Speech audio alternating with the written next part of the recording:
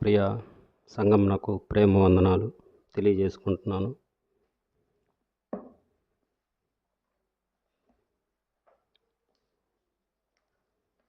కొద్ది సమయం దేవుని వాక్యాన్ని నేర్చుకుందాం.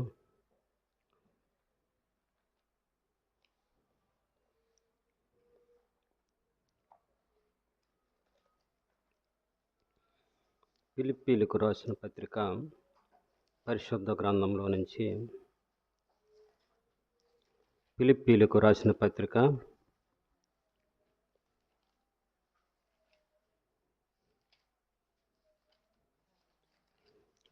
4వ అధ్యాయము. ఫిలిప్పీలకు రాసిన పత్రిక 4వ అధ్యాయము 6వ వచనం నుంచి చదువుకుందాం. ఫిలిప్పీలకు రాసిన పత్రిక 4వ అధ్యాయము 6వ వచనం. దేనిని గూర్చియు చింతపడకుడి గాని ప్రతి విషయంలోనూ ప్రార్థన విజ్ఞాపనల చేత కృతజ్ఞతాపూర్వకంగా మీ విన్నపములను దేవునికి తెలియజేయుడి. ప్రభు సహాయం కొరకు చిన్న మాట ప్రార్థన చేద్దాం. ప్రేమ నమ్మకమైన మా ప్రియ పరలోకపు తండ్రి, మీ ఘనమైన శ్రేష్టమైన పరిశుద్ధమైన నామమునకు వందనములు స్తోత్రములు చెల్లిస్తూ ఉన్నాం. ఇంతవరకు ఆరాధనలో మీరుండి క్రమంగా జరిపించారు ప్రభు, మీకు వందనములు స్తోత్రములైనా. ఇప్పుడు కొంత భాగము అయా మీ సన్నిధిలో మీ వాక్యము నేర్చుకున్నట్టుకు మేమందరూ కూడి ఉండగా చదవబడిన వాక్య భాగమును దీవించి ఆశీర్వదించండి. ఈ వాక్య భాగంలోని ఆత్మీయ మర్మాలను మాకు బయలుపరచమని వేడుకుంటూ ఉన్నాం. అయా మనుష్యుడు మాట్లాడటం వలన ఏమాత్రము ప్రయోజనం ఉండదు, కానీ ప్రభు సర్వాధికారివైన నీవు మాట్లాడటం వలన అయా మా అందరి ఆత్మల తెప్పరిల్లుతాయి, మా ఆత్మకు రక్షణ కలుగుతుంది, మేము ఆత్మీయంగా బలపడతాం. అలాగా నువ్వు మాట్లాడి మహిమ పొందమని వేడుకుంటూ ఉన్నాం. మరి నిలవబడిన మీ దీనదాసుడిని మీ శిలువ సాటును మరుగుపరిచి నీవే సంగమనకు అవసరమైన మాటలు, పాపికి రక్షణ, విశ్వాసికి ఆత్మీయ మేళ్ళు కలుగులాగున నీవే మాట్లాడి మహిమ పొందమని ప్రభువును రక్షకుడైన యేసు క్రీస్తు పరిశుద్ధ నామమున ప్రార్థించి అడిగి వేడుకొనుచున్నాం తండ్రి, ఆమేన్. ఇక్కడ మనం చూసినట్లయితే ఫిలిప్పీలకు రాసిన పత్రిక 4వ అధ్యాయము 6వ వచనం మనం చదువుకున్నాం. దేనిని గూర్చియు చింతపడకుడి కానీ ప్రతి విషయంలోనూ ప్రార్థన విజ్ఞాపనల చేత కృతజ్ఞతాపూర్వకముగా మీ విన్నపములను దేవునికి తెలియజేయడి. అపోస్తుడైన పౌలు ఫిలిప్పీలకు రాస్తూ అక్కడ ఫిలిప్పీ సంఘానికి ఉన్న పరిశుద్ధులకి ఇలా తెలియజేస్తూ ఉన్నాడు. దేనిని గూర్చి చింతపడకుడి కానీ ప్రతి విషయంలోనూ ప్రార్థన విజ్ఞాపముల చేత కృతజ్ఞతాపూర్వకంగా మీ విన్నపములు దేవునికి తెలియచేయడి. మనం సాధారణంగా ఈ వాక్య భాగము మనం విజ్ఞాపనలో మనం చదువుకుంటూ ఉంటాం. కానీ ఇప్పుడు ఆలోచన చేసినట్లయితే ప్రభువు నెరిగిన బిడ్డలముగా ప్రభు సన్నిధికి వస్తూ ఆయన వాక్యం ద్వారా హెచ్చరింపబడుతూ ఆత్మీయ జీవితాన్ని కట్టుకుంటా మన కుటుంబాల్లో అనేక కుటుంబాల్లో ఇప్పుడు దుఃఖము, వేదన, కలవరము ఉన్నాయి. ఎందుకయ్యా ఎలాగంటే కుటుంబం అంతా రక్షణలోకి రాలా. తల్లిదండ్రులు రక్షణ పొందితే కుమారులు రక్షణలోకి రాలేదు, కుమారులు రక్షణ పొందితే తల్లిదండ్రులకు రక్షణ లేదు. మరి అలాగే యజమానులు రక్షణ పొందితే భార్యకు రక్షణ లేదు, భార్య రక్షణ పొందితే యజమానికి రక్షణ లేదు. అనేక కుటుంబాల్లో కొంతమంది ఇంకా లోకంలోనే ఉన్నారు. వాళ్ళు ఇంకా లోకము, లోకాశల వైపు కొట్టుకొని పోతూ ఉన్నారు. వారికి దేవుడంటే ఎవరో తెలియదు, దేవుని భయం లేదు, వారి ఇష్టానుసారంగా జీవిస్తూ ఉన్నారు. ప్రతి కుటుంబంలో ఇదే పరిస్థితి. ఏ కుటుంబంలో కూడా నేను సంతోషముగా నా కుటుంబం నేను సంతోషముగా ఉన్నాను అని చెప్పగలే కుటుంబము దాదాపుగా వేళ్ల మీద లెక్కించవచ్చు. కొన్ని కుటుంబాలే ప్రభువుని హత్తుకొని జీవించే కుటుంబాలుగా ఉన్నాయి. చాలా కుటుంబాలు మనం చూసినట్లయితే ఇలాగే దుఃఖము, వేదన, కలవరంలో ఉన్నాయి. ఏదన్నా ఒక వ్యాధి వచ్చినప్పుడు, లేదా ఇంకేదన్నా ఒక మరణము సంభవించినప్పుడు, ఇంకేదన్నా ఒక ఆర్థిక సమస్య వచ్చినప్పుడు మనం ఎంతో కలవరపడుతూ ఉన్నాం. కానీ ఫిలిప్పీల పత్రిక రాస్తూ పౌలు గారు దేనిని గురించి నువ్వు చింతించకడన్నారు. ఏ విషయంలో అయినను ఇక్కడ మనం చూసినట్లయితే దేనిని గూర్చియు చింతపడకుడి, కానీ ప్రతి విషయంలోనూ ప్రార్థన విజ్ఞాపన చేత కృతజ్ఞతాపూర్వకంగా మీ విన్నపములు దేవునికి తెలియజేయడు. ఏ విషయంలో అయినను దేవుడున్నాడు, దేవుడు చూస్తున్నాడు, ఆయన సమస్తమును ఆయన చేయగలడని మనము ఆలోచన చేసి అలాంటి అనుభవంలోకి వచ్చి మనం ప్రార్థన చేస్తే, మనము విన్నపం చేస్తే ఆయన ఆలకిస్తాడు. ఆయన ఆలకించి మనకి సహాయం చేస్తాడు. అలాగా చేయగలిగితే, అలాంటి అనుభవంలోకి నువ్వు రాగలిగితే నీ కుటుంబాన్ని, నీ బిడ్డలను, లేదా నీ యజమాన్ని నువ్వు రక్షించుకోగలుగుతావు. అలాగా కాకుండా నువ్వు చేయవలసిన పని నువ్వు చేయకుండా నువ్వు నిర్లక్ష్యముగా, లేకపోతే నువ్వు తిండిపోతుగా, లేకపోతే నువ్వు నిద్రపోతుగా, లేకపోతే సోమరిపోతుగా నువ్వు ఉన్నట్లయితే నీ కుటుంబానికి నష్టం జరుగుతుంది. అదే ఇక్కడ పౌలు గారు సెలవిస్తున్నాడు. ఏ విషయమైనా తీసుకుని, ఏ విషయములైనా నువ్వు చింతించకూడదు. ప్రభువు అనుమతి లేకుండా మనకి ఏ శ్రమ రాదు. విలాప వాక్యంలో మనము చూస్తాము, దేవుడు ఉద్దేశపూర్వకంగా ఎవరిని శ్రమ పెట్టడు. అందువల్ల ఏంటంటే, ఏదో నాకు శ్రమ వచ్చిందా, నీకు దేవునికి స్తోత్రం చెల్లించు, ప్రార్థన చేయి. అప్పుడు దేవుడు నీకు సహాయం చేసేవాడుగా ఉన్నాడు. అలాగా మనము ఉండగలిగితే మనము దేవుణ్ణి సంతోషపెట్టేవారిమే కాక మనము ఆనందించేవారిగా ఉంటాం. అందుకే మనము ఇక్కడ చూసుకున్న భాగం ఏంటంటే, దేనిని గూర్చి చింతపడకుడి, కానీ ప్రతి విషయంలోనూ ప్రార్థన విజ్ఞాపనల చేత కృతజ్ఞతాపూర్వకంగా మీ విన్నపములు దేవునికి తెలియజేయడి. అలాగే మనము ఇంకొక వచనం మనం చూసుకున్నట్లయితే, కొలస్సీలకు రాసిన పత్రిక, అపోస్తలుడైన పౌలు కొలస్సీలకు రాసిన పత్రిక 4వ అధ్యాయము 2వ వచనం కూడా మనం చూసినట్లయితే, ప్రార్థన యందు నిలకడగా ఉండి కృతజ్ఞత గలవారై దాని యందు మెలకువగా ఉండుడి. ఇక్కడ కూడా ప్రార్థనే అంశంగా తెలియజేశాడు పౌలు గారు. కొలస్సీలకు పత్రిక రాస్తూ ప్రార్థన యందు నిలకడగా ఉండి కృతజ్ఞత కలవారై దాని యందు మెలకువగా ఉండమని సెలవిస్తాడు. మనం ఏం చేయాలి? ప్రార్థన యందు నిలకడగా ఉండాలి. ఏదో మనకి ఆపద వచ్చిందనో, లేకపోతే మనకు శ్రమ వచ్చిందనో మనం ప్రార్థన చేసేవారిగా ఉండకుండా ప్రతిరోజు ఒక సమయాన్ని కేటాయించుకొని, అందుకే దావీదు అన్నాడు కదా, నేను 7 మార్లు నిన్ను స్తుతించుదను దేవా అన్నాడు. అలాగే మనము దానియేలు ముమ్మారు ప్రార్థన చేసినట్టుగా మనం చూసాము. అలాగే మనం కూడా ప్రార్థన చేసేవారిగా మనం ఉండాలి. అలాగా ఉండాలి అని వాక్యము తెలియజేస్తున్నది. కీర్తనల గ్రంథము మనం చూసినట్లయితే 50వ అధ్యాయము, కీర్తనల గ్రంథము 50వ అధ్యాయము 12వ వచనం మనం చూసినట్లయితే 14వ వచనం, 14-15, దేవునికి స్తుతియాగము చేయుము, మహోన్నతుడికి నీ మొక్కుబళ్ళు చెల్లించుము. ఇక్కడ కీర్తనాకారుడు అంటున్నాడు, దేవునికి స్తుతియాగము చేయము, మహోన్నతుడికి నీ మొక్కుబళ్ళు చెల్లించుము. ఆపత్కాలమున నీవు నన్ను గూర్చి మొర్రపెట్టుము, నేను నిన్ను విడిపించెదను, నీవు నన్ను మహింపరిచెదవు. ఆయన స్తుతియాగము చేయమంటున్నాడు, అలాగే మొక్కుబళ్ళు చెల్లిమంటున్నాడు. అలాగే ఆపత్కాలమున నీవు నాకు మొర్రపెట్టుము, నేను నీకు విడిపించెదను నిన్ను అని తెలియజేస్తూ ఉన్నాడు.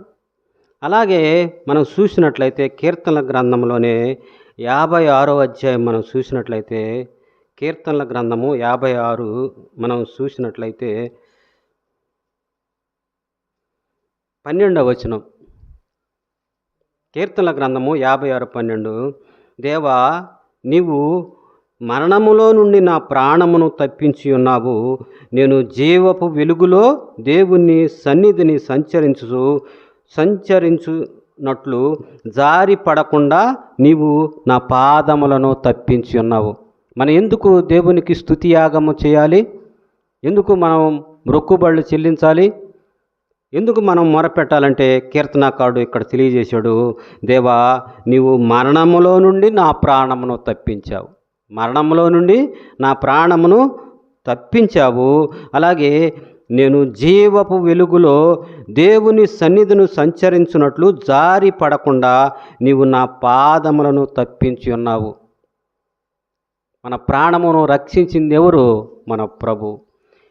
ఎలాగా ఆయన మనల్ని రక్షించాడంటే మనము చూసినట్లయితే యోహాను సువార్త 3:16, యోహాను సువార్త 3:16, దేవుడు లోకమును ఎంతో ప్రేమించెను. 3:16,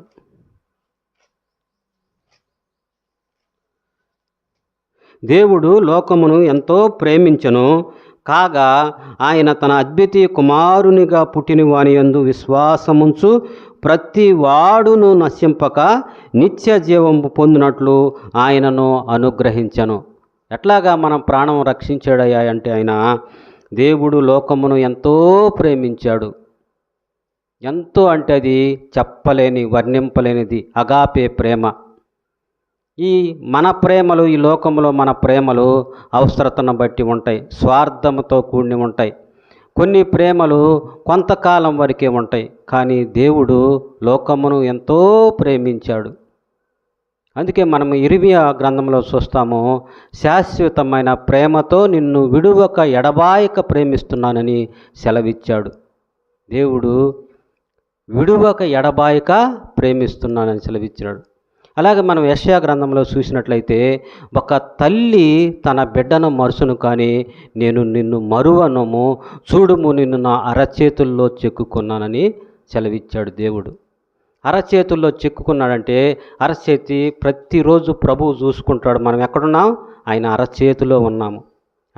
ఆయన దృష్టిలో ప్రతిరోజు మనం ఉన్నాం.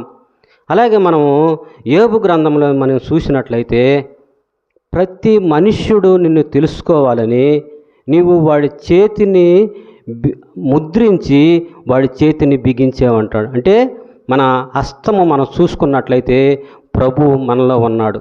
ఈ గీతలు మనం ప్రభువు ముద్రించినయే. ప్రతి మనుష్యుడు నిన్ను తెలుసుకోవాలని వారి అరచేతిని నువ్వు ముద్రించి బిగించావు. యోబు గ్రంథంలో ఉన్నమాట. అంటే ఆయన అంతగా మనల్ని ప్రేమించాడు, అంతగా మనల్ని ఆయన కోరుకున్నాడు. అందుకే ఇక్కడ యోహాను భక్తుడు సెలవిస్తూ ఉన్నాడు, దేవుడు లోకమును ఎంతో ప్రేమించెను, కాగా ఆయన తన అద్వితీయ కుమారునిగా పుట్టిన వాని యందు విశ్వాసముంచు ప్రతివాడును నశింపక నిత్య జీవం పొందును. ఆయన యందు విశ్వాసముంచేవాడు ఎవ్వడు నశించడు, ఆయన నిత్య జీవము పొందుతాడు. అయితే నిత్య జీవం పొందాలంటే దేవుని యందు విశ్వాసం ఉంచాలి. అలాగే ఆయన్ని మనం ప్రార్థన చేసేవారిగా ఉండాలి. అందుకే పరిశుద్ధాత్మ దేవుడు ఇక్కడ వాక్యం మనకు వ్రాయించాడు. అలాగా మనము ప్రార్థన చేయకుండా, ప్రభువుని ఎరగకుండా మన ఇష్టానుసారంగా జీవించినట్లయితే మన కొరకు మరణము కాసుకొని ఉన్నది.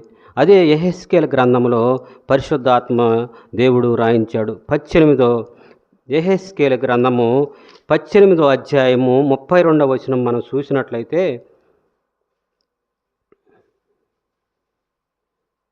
మరణము నొందువాడు మరణము నొందుటను బట్టి నేను సంతోషించువాడును కావున మీరు మనస్సు త్రిప్పుకొనిడి, అప్పుడు మీరు బ్రతుకుదురు. ఇదే ప్రభువగు యెహోవా వాక్కు. అంటే మనం మరణించుట ఆయనకి ఇష్టం లేదు. మనము మరణించకుండా ఉండాలంటే మనం మనస్సు తిప్పుకొని ఆయన వైపు తిరగాలి. ఎందుకంటే ఆయన మన తండ్రి, మన ప్రభువు. మనల్ని సృష్టించిన వాడు దేవుడు. అయితే ఇక్కడ వాక్యము చెబుతూ ఉన్నది, పాపము చేసిన వాడే మరణం అవుతాడు. ఇక్కడ చూసినట్లయితే అదే అధ్యాయము యెహెజ్కేలు 18వ అధ్యాయం మనం చూసినట్లయితే 4వ వచనం మనం చూసినట్లయితే, మనుషులందరూ నా వశములో ఉన్నారు, తండ్రులేమి కుమారులేమి అందరూ నా వశములో ఉన్నారు. పాపము చేయువాడెవడో వాడే మరణమునందును. పాపం చేసిన వాడు మరణిస్తాడు. అయితే మనం అదే అధ్యాయం కింద వచనంలో మనం చూసినట్లయితే 21 వచనం మనం చూసినట్లయితే, అయితే దుష్టుడు తను చేసిన పాపములన్నిటినీ విడిచి నా కట్టడలన్నిటిని అనుసరించి నీతిని అనుసరించి న్యాయమును జరిగించిన ఎడల అతడు మరణము నొందడు. అంటే మనము చూసినట్లయితే అతిక్రమములను దాచిపెట్టువాడు వర్ధిల్లడు, కానీ వాటిని ఒప్పుకొని విడిచిపెట్టువాడు కనికరము పొందుతాడు. మనము వాక్యంలో చూస్తాం. అలాగా మనం పాపము ఒప్పుకున్నట్లయితే ప్రభువు మనల్ని క్షమించేవాడుగా ఉంటాడు, మనల్ని రక్షించేవాడుగా ఉంటాడు. అందుకే కీర్తనాకాండను నా ప్రాణమును మరణములో నుంచి తప్పించావు కదయ్యా, అందుకై నీకు స్తుతి యాగము చేసేదనని భక్తుడు చెలవిస్తున్నాడు. ఇక్కడ మనం చూసినట్లయితే కీర్తనల గ్రంథంలోనే కీర్తనల గ్రంథము 34 అధ్యాయము కీర్తనల గ్రంథం 34 అధ్యాయము మనం చూసినట్లయితే 8వ వచనం చూసినట్లయితే, యెహోవా ఉత్తముడని రుచి చూసి తెలుసుకొనుడి, ఆయనను ఆశ్రయించు నరుడు ధన్యుడు. యెహోవా ఎవడు? ఉత్తముడు. యెహోవా ఉత్తముడని రుచి చూసి తెలుసుకొనుడి, ఆయన్ను ఆశ్రయించు నరుడు ధన్యుడు. యెహోవాను రుచి చూసి తెలుసుకోవాలంటే మనకు ఎట్లా తెలిసిద్ది? దేవుణ్ణి తెలుసుకుంటేనే కదా, మనము దేవుని సన్నిధికి వస్తే కదా, వాక్యమై ఉన్న దేవుణ్ణి మనము వాక్యము చదివితే కదా. ఆయన ఆకాశ మహాకాశములో పట్టజాలనే దేవుడు, సమీపించరాని తేజస్తో ఆయన మాత్రమే వసిస్తూ అమరత్వం కలిగిన దేవుడు, అక్షయుడు, అనంతుడు, ఆది సంభూతుడు, సకల యుగములకు రాజు, ఘనమైన మహారాజు. ఆయన నిరంతరము సహస్రారుడు. ఆయన సింహాసము ఆకాశము, ఆయన పాదపీఠము భూమి. నరులను ఆయన యథార్థవంతులుగా సృజించాడు, ఎందుకంటే నరులు ఆయన మహిమ నిమిత్తము సృజించుకున్నాడు, ఆయన ఘనపరచాలని సృజించాలని. కానీ మనుషులు వివిధ తంత్రములు కల్పించుకొని దేవునికి దుఃఖం పుట్టించారు. అత మాత్రమే కదా, పాపం వలన మరణం వలన పాతాళ లోకానికి పోవటానికి సిద్ధముగా ఉన్నారు మనుషులు. అయితే దేవుడు ఉత్తముడు గనుక ఆయన రుచి చూసి ఎరగమంటున్నాడు కీర్తనకారుడు. ఎలాగయ్యా అంటే ఆయన గుణలక్షణాలను తెలుసుకోవాలి. ఆయన శాశ్వతమైన ప్రేమతో నిన్ను ప్రేమించేవాడు. నీ పాపముల కొరకు ఆయన కల్వరి శిలువలో రక్తం కార్చాడు, ప్రాణం పెట్టాడు, సమాధి చేయబడ్డాడు, తిరిగి 3వ దిన మృత్యుంజయుడిగా లేచాడు. మరణమా నీ విజయం ఎక్కడ, మరణమా నీ ముళ్ళు ఎక్కడని మరణపు కోరలను ఆయన విరిసివేశాడు. ఇప్పుడే మనం ఉన్నాం, ఆరాధనలో విన్నాం, ధర్మశాస్త్రమునైన కొట్టివేయటానికి రాలేదు, కానీ దాన్ని నెరవేర్చటానికే వచ్చాడు. ధర్మశాస్త్రం ఉన్నది, పాపం చేసిన వాడు మరణించాలి ఆజ్ఞ ఉన్నది, కానీ ఆ మరణశాసనాన్ని దేవుడు నెరవేర్చాడు. ఎట్లాగంటే మానవులు చేసిన పాపమును బట్టి, అతిక్రమమును బట్టి, శాపమును బట్టి ఆ మరణాన్ని ఆయన కోరుకున్నాడు, ఆయన తీసుకున్నాడు. ఆయన పొందిన దెబ్బల ద్వారా మనకు విమోచన, రక్షణ కలిగింది. ఏ మానవుడు ఇంకా భూమి మీద ఈ నామమును బట్టి ఇంకే నామమున రక్షణ పొందలేడు. అందుకే ఆయన యోహాను సువార్తలో చెప్పాడు 14:6లో, నేనే మార్గమును, నేనే సత్యమును, నేనే జీవమును. మరి అలాంటి దేవుడు ఉత్తముడని నువ్వు తెలుసుకున్నావా? లేదా అలాంటి దేవుడికి నువ్వు ప్రార్థన చేస్తున్నావా? నువ్వు స్తుతియాగము చెల్లిస్తూ ఉన్నావా? అలాగా కాకుండా నువ్వు ఇంకా లోకంలో ఉన్నట్లయితే నీకు దుఃఖము, వేదన, కలవరము తప్పదు. అంత మాత్రమే కాదు, అక్కడ పాతాళము నీ కొరకు అపరిమితముగా నోరు తెరుచుకొని ఎదురు చూస్తూ ఉన్నది. యెషయా గ్రంథం 14లో.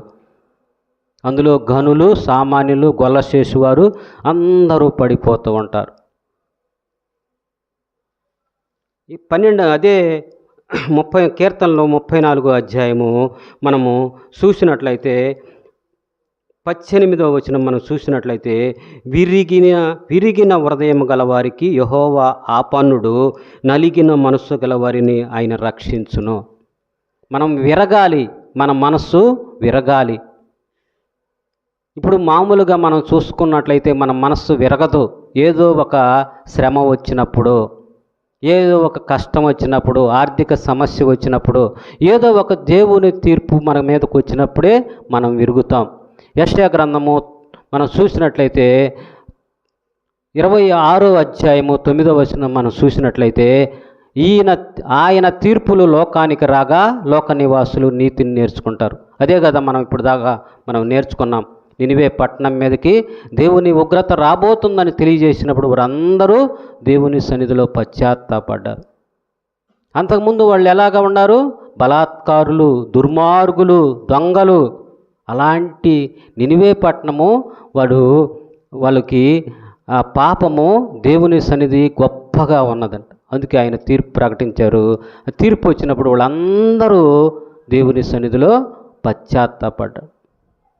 అలాగా మనం పశ్చాత్తాపడి ప్రార్థన చేసేవారిగా మనం ఉండాలి. అందుకే విరిగిన హృదయం గల వారికి యెహోవా ఆపన్నుడు. ఆయన ఆపన్న హస్తం ఇచ్చేవాడు. అలాగే నీతిమంతునికి కలుగు ఆపదలు అనేకములు, వాటన్నిటిలో నుంచి యెహోవా వాటిని విడిపించరు. మనకు అనేక ఆపదలు వస్తూ ఉంటాయి. ఒక క్రైస్తవుడిగా ఈ లోకంలో జీవించాలంటే చాలా కష్టం. అనేక ఆపదలు వస్తాయి, కానీ వాటన్నిటి నుంచి దేవుడు తప్పించేవాడిగా ఉంటాడు. అందుకే మనం చూసినట్లయితే అలాగా ఉండకుండా మనము దేవుని మీద ఆధారపడకుండా ఇంకా లోకాశల వైపు చూసేవంటే మనకి నష్టం వస్తూ ఉన్నది. మనము విరిగి నలిగిన మనసు వారిని, అలాగే యెషయా గ్రంథము 66లో కూడా మనం చూస్తాము. ఎవరైతే నా ఎదుట దీన మనసు కలవాయి విరిగి నలిగిన వారు వణుకుతూ ఉంటారో వారిని నేను దృష్టిస్తానంటాడు దేవుడు. అంటే మనము విరిగి నలిగిన హృదయం కలవారై ప్రభువుని ప్రార్థన చేసేవారిగా, మనము ఆయన్ని వేడుకునేవారిగా మనం ఉండాలి. అలాగా ఉన్నప్పుడు దేవుడు మనకి కార్యాలు జరిపిస్తాడు. మనం చూసినట్లయితే మనము అనేక సందర్భాల్లో మనం ప్రార్థన చేస్తూ ఉంటాం. అనేక సందర్భాల్లో మనము దేవుణ్ణి వేడుకుంటూ ఉంటాం. ఆ దేవుడు మన ప్రార్థన ఆలకించి అనేక సందర్భాల్లో మనకి జవాబు దయచేసే ఉండవు. మనం భక్తుల జీవితాల్లో కొన్ని వారు చేసిన ప్రార్థన జవాబు మనం పరిశీలించినట్లయితే, మనము ఆదికాండము 25వ అధ్యాయము మనం చూసినట్లయితే, ఆదికాండము 25వ అధ్యాయము 21వ వచనం మనం చూసినట్లయితే, ఆదికాండము 25:21, ఇస్సాకు భార్య గొడ్రాలు గనుక అతడు ఆమె విషయమై యెహోవాను వేడుకొనెను. యెహోవా అతని ప్రార్థన వినును గనుక అతని భార్య అయిన రెబ్కా గర్భవతి అయిను. ఇక్కడ మనం ఏం చేశాడంటే దేవునికి ప్రార్థన చేశాడు. ఇస్సాకు దేవునికి ప్రార్థన చేశాడు. అతని భార్య విషయమై ప్రార్థన చేశాడు. ఆ ప్రార్థనకి దేవుడు ఎమ్మటనే జవాబిచ్చాడు. అలాగే మనం చూసినట్లయితే యాకోబు జీవితంలో రాహేలుకు బిడ్డలు కలుగునందువల్ల రాహేలు యాకోబునంటుంది, నువ్వు నాకు బిడ్డల్ని అంటే, యాకోబు కోపం రగులుకొని నీ దేవునికి ప్రతినిధిగా ఉన్నానా నీకు బిడ్డల్ని ఇయటానికి అని చెప్పినప్పుడు, అప్పుడు రాహేలు దేవుని సన్నిధిలో ప్రార్థన చేసింది. అప్పుడు రాహేలుకి సంతానం ఇచ్చాడు. మనం చేయవలసిన పని ఏంటంటే ప్రార్థన చేసేవారిగా ఉండాలి. మనము ప్రార్థనను నిర్లక్ష్య పెట్టకూడదు. మనం ఆత్మీయంగా బలపడాలంటే ప్రతిరోజు దేవునితో సహవాసం చేసేవారిగా మనం ఉండాలి. ప్రార్థనలు చేస్తే ప్రభు సన్నిధిలో మన ముఖము తెల్లబడుతుంది. ఎందుకంటే మనం దేని గురించి ఇంకా చింతించం కదా, మా ప్రభు ఉన్నాడు కదా, ఆయన నా విన్నపములు తెలియజేసుకుంటున్నాను. అందుకే మనం చూసినట్లయితే ఇర్మియా గ్రంథము 31:3లో ఉంటుంది, ఆపత్కాలమున నువ్వు నాకు మొరపెట్టుమని అక్కడ కూడా ఉంటుంది. నువ్వు గ్రహింపలేని నిగూఢమైన సంగతులను నీకు తెలియజేస్తానని ఇర్మియా గ్రంథంలో. అంటే మనము దేవునితో సహవాసము కలిగి ఉంటే మనము ఇంకా లోకంలో ఏమి జరిగినా మనకు భయం రాదు, మన కుటుంబంలో జరిగినా భయపడము. ఎందుకంటే యోబు ఎంతో ఆయన భక్తుడే. మనం చూసాము యోబు జీవితం అంతా మనం చాలాసార్లు ధ్యానించాము, చాలాసార్లు మన వాళ్ళు అందరు చెప్పారు. కానీ యోబు జీవితాన్ని ఉంటే ఆయన ఎంతో నిరాశ నిస్పృహలతో ఉంటాడు. నా పుట్టిన దినం ఉండకపోతే బాగుండు, నేను నా తల్లి గర్భంలో నుంచి రాకపోతే బాగుండు అని ఎంతో నిరాశ నిస్పృహలతో మాట్లాడినప్పుడు తన స్నేహితులు అంటారు, నీ భక్తి నీకు ధైర్యం పుట్టించదా, నీ నిరీక్షణ నీకు ఆధారము కాదా అని ఎంతో ధైర్యవంతులు అలాగ ధైర్యం గొలిపి అలాగా యోబుతో మాట్లాడినప్పుడు ఆయన లాస్ట్ 42వ అధ్యాయము 2వ వచనంలో అంటాడు, దేవునితో మాట్లాడుతూ అంటాడు, యోబు నువ్వు సమస్త క్రియలను చేయగలవనియు నీ ఉద్దేశించినది ఏదియు నిష్ఫలము కానేరదనియు నేను ఎరుగుదును.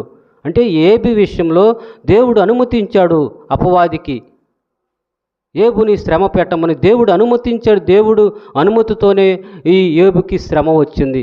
కానీ యోబు ఆ సంగతి తెలుసుకోకుండా ఎంతో నిరాశ నిస్పృహలతో ఆయన కృంగిన స్థితిలో ఉంటే తన స్నేహితుడు నీ భక్తి నీకు ధైర్యం పుట్టించదా. అక్కడ మనం చూసినట్లయితే యోబు గ్రంథంలో వచనం చూద్దాం చూడండి. యోబు గ్రంథము 4వ అధ్యాయము 6వ వచనము. యోబు గ్రంథము 4వ అధ్యాయము 6వ వచనము మనం చూసినట్లయితే చదువుతాయా? నీ భక్తి నీకు ధైర్యం పుట్టింపదా, నీ యథార్థ ప్రవర్తన నీ నిరీక్షణకు ఆధారము కాదా. చదువు, ఇంకా 2 వచనాలు కూడా చదువు. జ్ఞాపకం చేసుకొనుము,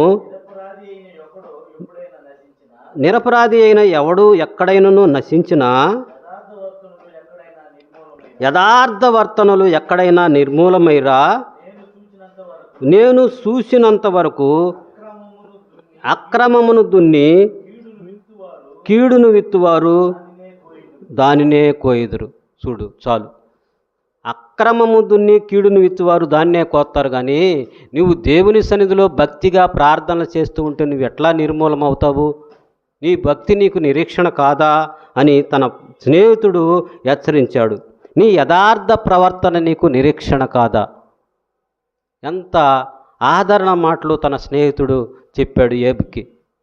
మనం కూడా ఈ లోకంలో ఎంతోమంది శ్రమ కలుగుతూ ఉన్నది, ఎన్నో వాళ్ళకి శ్రమలు వస్తాయి. క్రైస్తవులుగా మనకు చెబుతూ ఉంటారు, మా కొరకు ప్రార్థన చేయండి అయ్యా, సంఘంలో ప్రకటించండి అయ్యా. మనము అలాగా చేయాలి.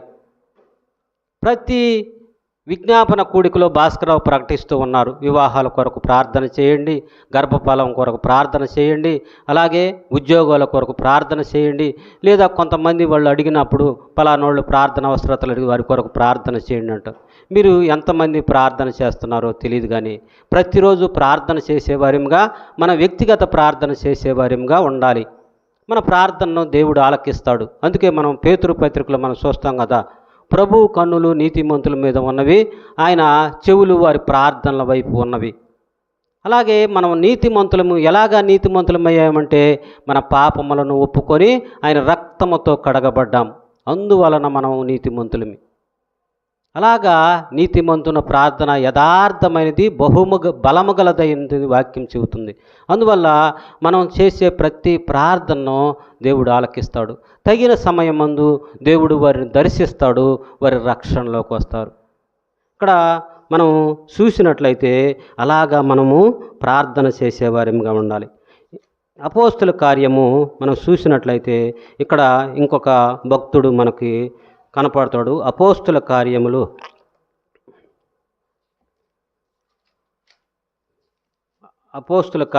9వ అధ్యాయము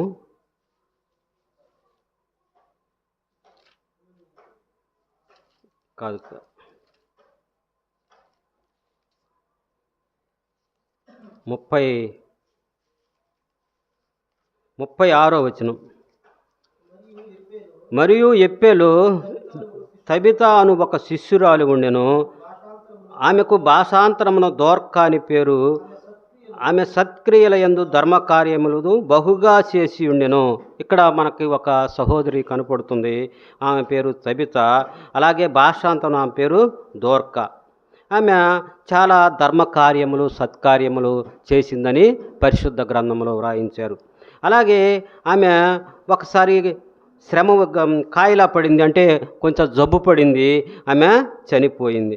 చనిపోతే వాళ్ళందరూ ఏం చేశారు, ఆమెను శవాన్ని గడిగి మేడ మీద గదిలో ఆమె పరుండబెట్టారు. అయితే లొద్దా యప్పేకు దగ్గరగా ఉండడం చేత పేతురు అక్కడ ఉన్నాడని శిష్యులు విన్నారు. అపోస్తుడైన పేతురు గారు అక్కడే ఉన్నారని దగ్గరలో అని విని ఆయనకు సమాచారం అందించారు. ఆయన సమాచారం అందిస్తే ఆయన వచ్చాడు. ఆయన వచ్చిన తర్వాత అక్కడ వాళ్ళు అంటున్నారు, విధవరాళ్ళందరూ వచ్చి ఏడ్చుచు దొర్కాను తమతో కూడా ఉన్నప్పుడు కుట్టిన అంగీలను వస్త్రములను చూపుచూ అతని ఎదుట నిలిసిరి. ఆమెను గురించి చెప్తున్నారు. ఆమె చాలా మంచిది, భక్తిపరురాలు, ఆమె మా కొరకు ఈ వస్త్రములు కుట్టింది అని వారు చెబుతూ ఉంటే పేతురు అందరినీ వెలుగులు పంపి మోకాళ్ళుని ప్రార్థన చేసి శవం వైపు తిరిగి సవితా లెమ్మనగా ఆమె కన్నులు తెరిచి పేతురును చూసి లేచి కూర్చుండెను. పేతురు ప్రార్థన చేశాడు. ఆమె ఆ వైపు తిరిగి చూసి నువ్వు లెమ్మనగా ఆమె లేచి కూర్చొని పేతురును చూసింది. అతడు ఆమెను చెయ్యి ఇచ్చి లేవనెత్తి పరిశుద్ధులను విధవరాండ్లను పిలిచి ఆమెను సజీవురాలుగా వారికి అప్పగించెను. ఎలాగా సాధ్యమైందిదా? ఆమె చనిపోయిందని వాళ్ళందరూ శవాన్ని గడిగి పండబెట్టారు. కానీ పేతురు ప్రార్థన చేసి తండ్రికి ఆమెను సజీవురాలుగా చేశాడు. మనము సమూయేలు మొదటి సమూయేలు గ్రంథము 2వ అధ్యాయంలో మనం చూసినట్లయితే ఆయన సజీవులను మృతులుగాను మృతులను సజీవులుగాను చేయగల గొప్ప దేవుడు. ఆయన నామమునే పేతురు ప్రార్థన చేశామని బ్రతికించాడు. లాజర్ను కూడా మన ప్రభు లాజరా లే అనగా పేత వస్త్రాలు చుట్టినవాడై సమాధిలో నుంచి బయటికి వచ్చాడు. ఎలాగంటే మన దేవుడు అంత గొప్పవాడు. అంత గొప్ప దేవుణ్ణి మనం కలిగి ఉండి ఈ లోకంలో వచ్చిన చిన్న శ్రమకే మనము కృంగిపోతూ ఉంటాం. లేదా అన్య ఆచారాల వైపు త్రెప్పబడతాం, అన్య దేవుళ్ళ వైపు మనం త్రెప్పబడతాం. అది దేవునికి ఇష్టమైన కార్యం కాదు. నీవు దేవుని సన్నిధిలో ప్రార్థన చేయి, లేదా దైవ సేవకుల చేత ప్రార్థన చేపి, అంతేగాని నువ్వు అన్య దేవతలకు త్రెప్పు అన్య ఆచారాలు అని చేసేవంటే నీకు నష్టమే జరుగుతుంది, కానీ ఇంకా మేలు జరగదు. ఎందుకంటే దేవుడు ఆయన భయంకరమైన దేవుడు. ఆయన భయంకరమైన దేవుడు. ఆయన మహిమ ఇంకొకరికి ఇచ్చేవాడు కాదు. ఆయనే మహిమ గల మహారాజు, జీవము గల దేవుడు ఆయనే. మనల్ని సృష్టించిన వాడు ఆయనే, మనకు రక్షణ ఇచ్చిన వాడు ఆయనే, మనకు పరలోకములో స్థలము సిద్ధపరిచిన వాడు ఆయనే. మనము ఏమై ఉన్నామో ఆయన ఉనికిలో మనం ఉన్నాము. అందును బట్టి మనకు శ్రమ వచ్చింది అని కుంగినవండి వేరే ఆచారాలు సంప్రదాయాలు కడగపోతే మనకి నష్టమే జరుగుతుంది. మన కుటుంబంలో అనేక సమస్యలు వస్తాయి, కానీ దేవుని సన్నిధిలో ప్రార్థన చేసేవారిగా, విజ్ఞాపన చేసేవారిగా మనం ఉండి ప్రభువును వేడుకుంటే ప్రభువు తప్పక మన ప్రార్థనలు ఆలకిస్తాడు, జవాబు దయచేస్తాడు. ఇక్కడ ఈ భక్తుల జీవితాల్లో మనం పరిశీలించినట్లయితే అదే మనం జరిగింది.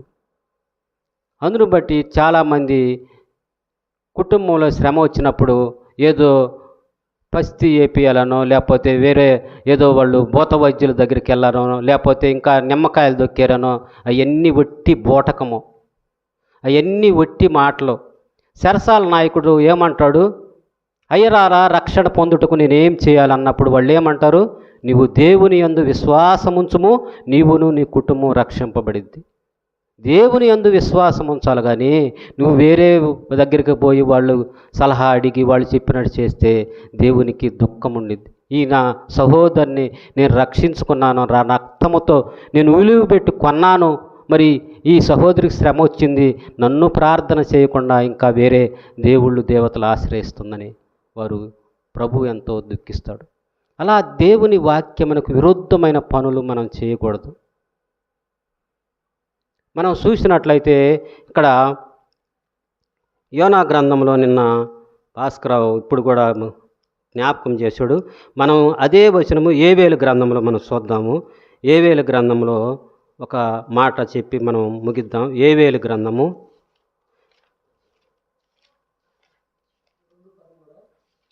చూస్తున్నా. యోవేలు గ్రంథము 2:13-14. మీ దేవుడైన యెహోవా కరుణావాత్సల్యము గలవాడును, శాంతమూర్తియు, అత్యంత కృపగలవాడునయ్యుండి తాను చేయనుద్దేశించిన కీడును చేయక పశ్చాత్తాపడును గనుక మీ వస్త్రములను గాక మీ హృదయములను చింపుకొని ఆయన తట్టు తిరుగుడి. ఒకవేళ ఆయన మనస్సు త్రిప్పుకొని పశ్చాత్తాపడి మీ దేవుడని యెహోవాకు తగిన నైవేద్యమును ప్రాణార్పణమును మీకు దీవెనగా అనుగ్రహింపుడని ఎవడు చెప్పగలడు? ఇక్కడ మనం చూసినట్లయితే మనం ఏం చేయాలి? మన వస్త్రాలను గాక మన హృదయాన్ని చింపుకొని దేవుని వైపు తిరగాలని వాక్యము స్పష్టముగా ఉన్నది. నీ హృదయాన్ని చింపుకొని దేవుని వైపు తిరిగే నీకొచ్చిన శ్రమను దేవుడు తప్పిస్తాడు. దాంట్లో నుంచి నీకు జయమిస్తాడు. అలాగా నీ వస్త్రములను చింపుకుంటే ప్రయోజనం ఏముండదని వాక్యం. నీ హృదయమును చింపుకుంటే నీకు రావాల్సిన దీవెనలు ఆశీర్వాదములు వస్తాయి. ఒకవేళ రావని ఎవడు చెప్పగలడు అని వాక్యము స్పష్టంగా మనం చేస్తుంది. మనమేందంటే దేవుని ఎరిగిన బిడ్డలముగా ఆయన సన్నిధిలో మనము ఆయన కొరకు మనం ప్రార్థన చేసేవారిగా ఉండాలి. అనేక మంది యవ్వన బిడ్డలు ఇప్పుడు దారి తప్పిపోతున్నారు. స్కూలు విద్యలోనే అన్ని అలవాట్లు నేర్చుకుంటున్నారు. దేవుని భయం లేదు. 10వ తరగతిలోపే అన్నీ వాళ్ళు నేర్చుకుంటూ ఉన్నారు. సెల్ ఫోన్ ద్వారాగా రకరకాలుగా. వీళ్ళందరూ ఇలా ప్రభావితం అవుతున్నారంటే ఒకరిని చూసి ఒకరు లోకంలో ఉన్న ఆచారాలు, లోకంలో ఉన్న మర్యాద, లోక నటన, లోక ఐశ్వర్యము, లోకంలో ఉన్నవి ఇవన్నీ కోరుకుంటూ వారు భ్రష్టు పట్టిపోయి దేవునికి విరోధముగా వారు లేస్తూ ఉన్నారు. అందుకే వాళ్ళు దేవుని పిల్లలు కాకుండా అపవాది సంబంధమైన క్రియలను కలిగి ఉండి అపవాది సంబంధులుగా ఉన్నారు. అపవాది ఎవడు? వాడు దొంగ, అంతకుడు, నాశనము చేస్తాడు.